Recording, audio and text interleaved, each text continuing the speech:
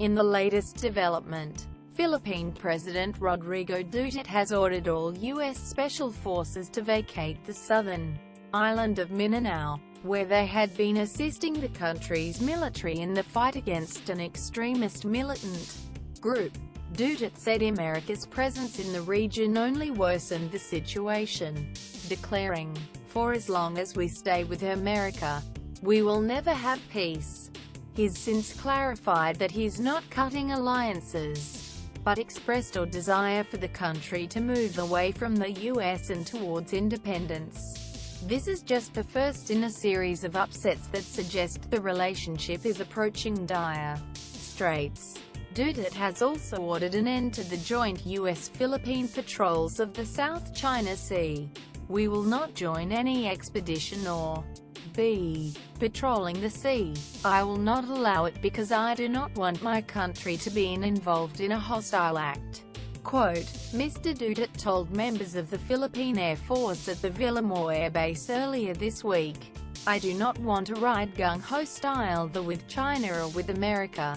I just want to patrol our territorial waters," he said. Australian Foreign Minister Julie Bishop has said Mr. Duterte should be questioned over why he doesn't want to enforce the ruling of the court. "I have been informed that the President of the Philippines has announced that the Philippines, as a claimant state and as the state that instigated the arbitration, has announced that the Philippines will not be sending their ships into contested areas. So the question should be directed to the Philippines as to what they are doing to reinforce the arbitration findings," she told reporters on Wednesday. She expressed surprise over the president's new position, pointing out that the country is a claimant state in the disputed region. But that's not the end of it. Duterte also said he's considering purchasing weapons and military equipment from two nations, where they are cheap and where there are no strings attached and it is transparent. According to Bloomberg, the most likely buyers would be China and Russia, the very nations the Philippines would have to fight against over territorial disputes in the South China Sea. Duterte said Defense Secretary Delfin Lorenzana and technical people in the armed forces would visit the two countries in order to see what's best.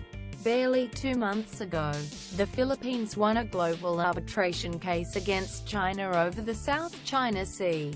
The international ruling said the Philippines had exclusive sovereign rights over the West Philippine Sea, and that China's 9-line was invalid.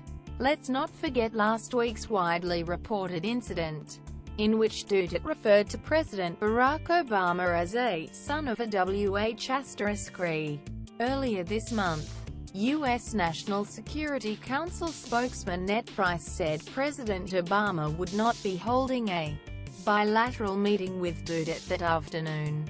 Shortly after, Duterte bristled at warnings he would face questioning by the U.S. president over a war against drugs in the Philippines that has claimed more than 2,400 lives in just over 2 months. "You must be respectful. Do not just throw away questions and statements. Son of a WH*. I will curse you in that forum," Duterte told a news conference shortly before flying to Laos to attend a summit. "We will be wallowing in the mud like pigs if you did it to me." He later expressed regret for the acid-tongued comment, putting his comments down to a strong reply to questions from reporters. By this point, of course, the remark had already made global headlines. "While the immediate cause was my strong comments to certain press questions that elicited concern and distress, we also regret it came across as a personal attack on the U.S. president," he said in a statement.